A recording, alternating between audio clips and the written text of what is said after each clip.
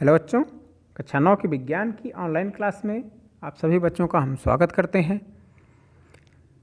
हम कक्षा 9 के विज्ञान के पाठ्यक्रम में अध्याय 7 का अध्ययन हम कर रहे हैं और अध्याय 7 का जो हम अध्ययन शुरू किए हैं उसका नाम है जीवों में विविधता।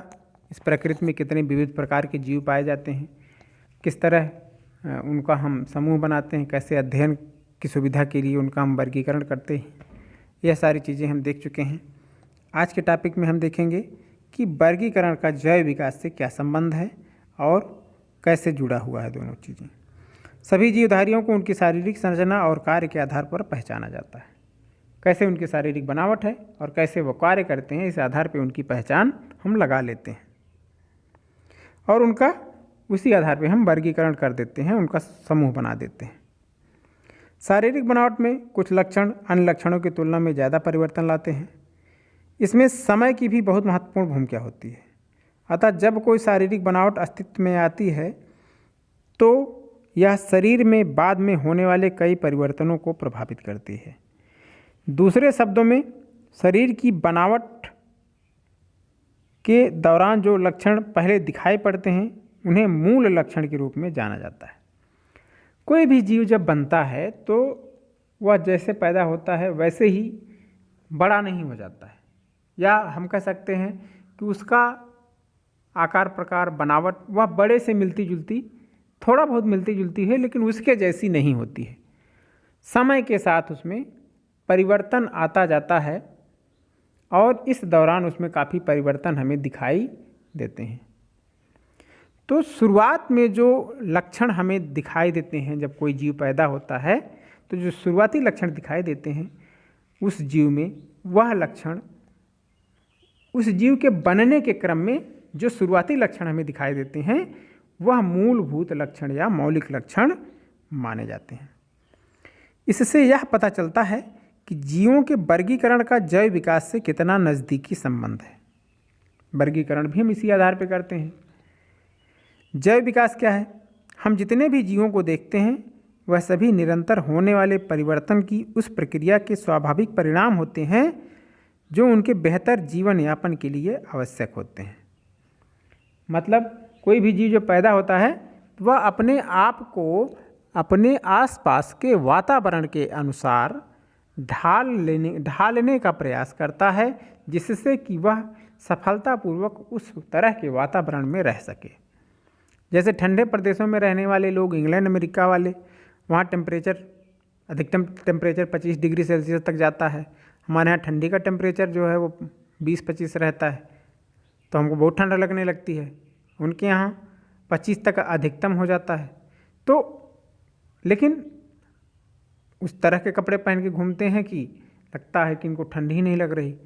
तो ढल जाते हैं, अपने सभी जीव अपने तरह के वातावरण में अपने को ढाल लेने की उनमें क्षमता पाई जाती है। जैव विकास जो है उसकी जो अवधारणा है, सबसे पहले चार्ल्स डार्विन ने एक किताब लिखी थी 1859 ईस्वी में, द ओरिजिन ऑफ स्पीसीज में उन्होंने इसकी चर्चा की थी कि कैसे जीवों का विकास संघर्ष के बाद जो योग्य होता है वह जीवित रहता है और आगे विकसित होता है। जैव विकास की इस अवधारणा को वर्गीकरण से जोड़कर देखने पर हम पाते हैं कि कुछ जीव समूहों की शारीरिक संरचना में प्राचीन काल से लेकर कुछ ऐसे जीव हमें दिखाई देंगे जिनकी शारीरिक संरचना में प्राचीन काल जब वो पैदा हुए थे तब से लेकर आज तक कोई खास परिवर्तन नहीं हुआ है। जैसे वो तब थे वैसे आज हैं, लेकिन कुछ जीवों के समूहों की शारीरिक संरचना में काफ़ी परिवर्तन उत्पन्न हो गया है।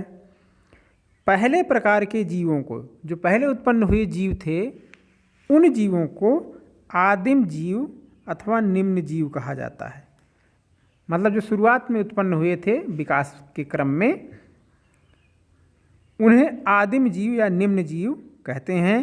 जबकि ऐसे जीव जिनकी शारीरिक संरचना में काफ़ी परिवर्तन आ गया हो, नए रूप में विकसित हो गए हैं, दूसरे प्रकार के जीवों को उन्नत अथवा उच्च जीव कहते हैं।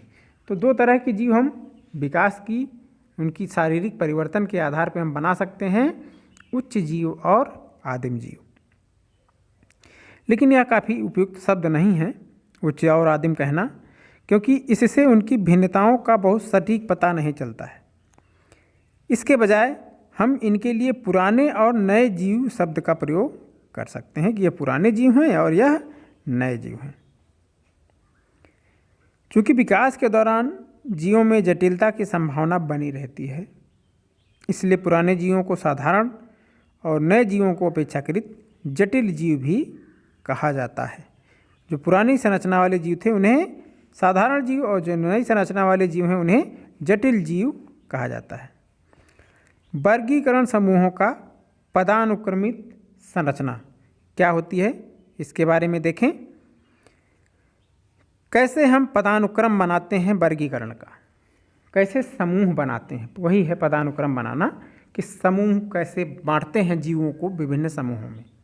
जो विविधता हमारे प्रकृति में है उसको हम कैसे विभिन्न समूहों में बांटते हैं, कैसे कैसे विभिन्न तरह के वैज्ञानिकों ने इसका प्रयास किया है, उसके बारे में जानें और कैसे समूह बनते हैं।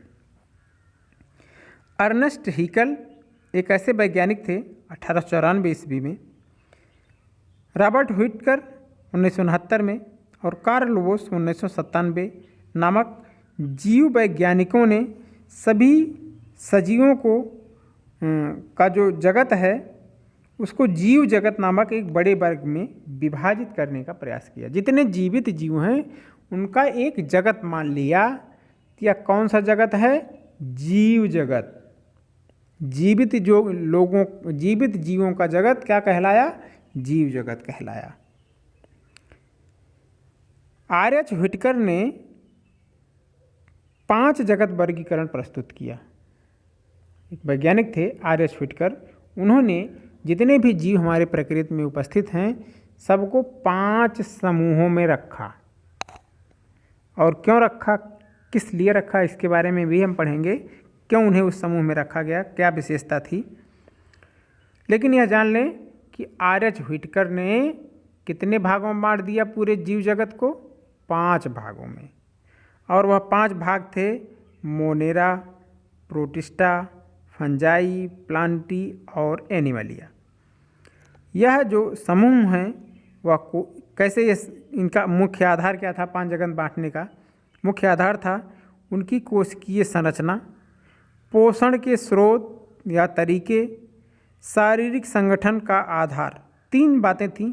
एक थी कोशिकीय संरचना, किस आधार पे, ध्यान देंगे बच्चों, किस आधार पे आर.एच. व्हिटकर ने पूरे जीव जगत को 5 समूहों में बांटा था, वो कौन से मुख्य लक्षण थे, किन लक्षणों को आधार मानकर 5 जगत में बांटा था। उन लक्षणों में पहला था कि उनके कोशिका की संरचना कैसी होती है, कि उनकी कोशिकीय बनावट कैसी है, एक आधार उनका यह था।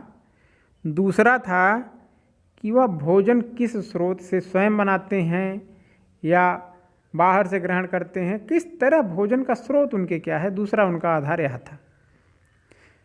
तीसरा आधार था कि उनका शारीरिक संगठन किस तरह है, किस तरह का शारीरिक संगठन उनमें पाया जाता है।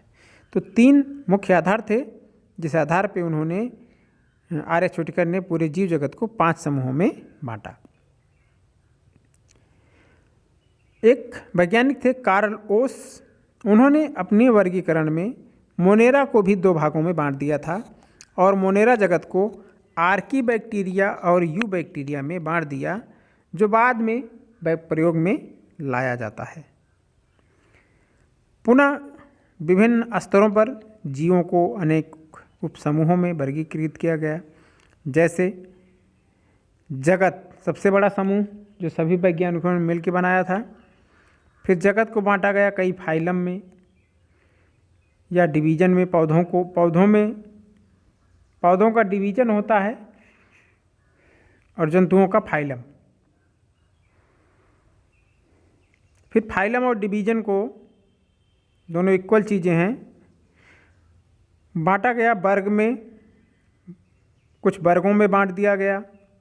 फिर वर्ग को गण या ऑर्डर में बांट दिया गया। फिर गणों को कुल या फैमिली में बांट दिया गया, फैमिली को कई वंशों में बांट दिया गया और वंशों को कई जातियों में बांट दिया गया। इस प्रकार वर्गीकरण के पदानुक्रम में जीवों को विभिन्न लक्षणों के आधार पर हम छोटे छोटे समूहों में रखने लगे। इसी तरह बांटते हुए हम वर्गीकरण की एक आधारभूत इकाई तक पहुंचते हैं।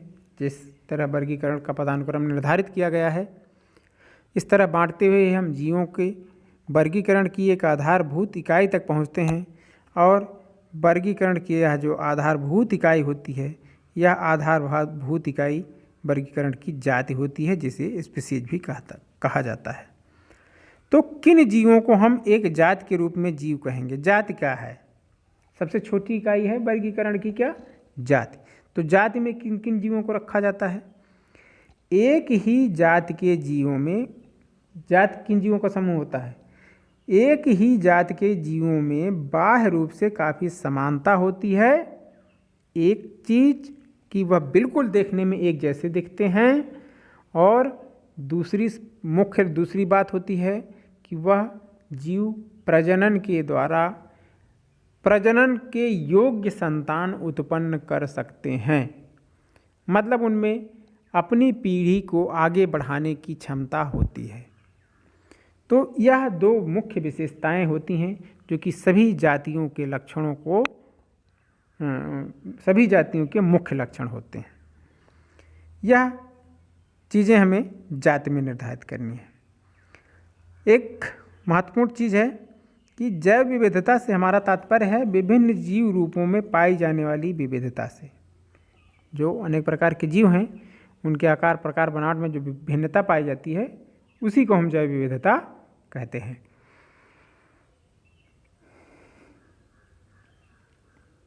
यह जैव विविधता या यह शब्द किसी विशेष क्षेत्र में पाए जाने वाले विभिन्न प्रकार के जीव रूपों की ओर इंगित करता है। यह विभिन्न जीव न सिर्फ एक समान पर्यावरण में रहते हैं, बल्कि एक दूसरे को प्रभावित भी करते हैं। इसके परिणाम स्वरूप विभिन्न प्रजातियों का अस्थायी समुदाय अस्तित्व में आता है, और आधुनिक समय में मनुष्य ने इस समुदाय के संतुलन को बदलने में महत्वपूर्ण भूमिका निभाई है। वास्तव में किसी समुदाय की विविधता भूमि, जल, जलवायु जैसी कई चीज़ों से प्रभावित होती है। एक मोटे अनुमान के मुताबिक पृथ्वी पर जीवों की करीब 1 करोड़ प्रजातियां पाई जाती हैं। कितनी प्रजातियां? 1 करोड़ प्रजातियां। जबकि हमें अभी तक सिर्फ 10 लाख या 20 लाख प्रजातियों की ही जानकारी है। पृथ्वी पर कर्क रेखा और मकर रेखा के बीच का जो क्षेत्र है, वह गर्मी और नमी वाला भाग है। वहाँ पर पौधों और जंतुओं में काफ़ी विविधता पाई जाती है। कौन सा क्षेत्र? कर्क रेखा और मकर रेखा के बीच का क्षेत्र। तो यह क्षेत्र, कर्क रेखा और मकर रेखा के बीच का क्षेत्र, मेगा डाइवर्सिटी क्षेत्र या अधिक जैव विविधता वाला क्षेत्र कहलाता है। पृथ्वी पर जैव विविधता का आधे से ज़्यादा भाग कुछ एक देशों, जो जैव विविधता होती है उसका आधे से ज़्यादा भाग कुछ ही देशों में मिलाकर है, जैसे Brazil, Colombia, Ecuador, Peru, Mexico, Zaire, Madagascar, Australia, चीन, भारत, इंडोनेशिया, मलेशिया। इन्हीं सभी देशों में ही यह अनेक प्रकार के जीव उपस्थित रहते हैं, क्योंकि यह कर्क रेखा और मकर रेखा के मध्य पाए जाने वाले देश हैं। तो यह थी आज की हमारी क्लास, जिसमें हमने वर्गीकरण समूहों को कैसे पदानुक्रम बनाते हैं, किस क्रम में हम विभाजित करते हैं। सबसे बड़ा समूह क्या होता है? जगत होता है। सबसे छोटा समूह होता है जाति का। तो इस क्लास से संबंधित कोई भी डाउट होता है तो आप हमसे उसको क्लियर कर लें, और वीडियो को बार बार देखें, निश्चित ही आपको समझ में आ जाएंगी सारी चीज़ें। बाकी घर पे रहें, पढ़ते रहें, स्वस्थ रहें, हमारी शुभकामनाएं।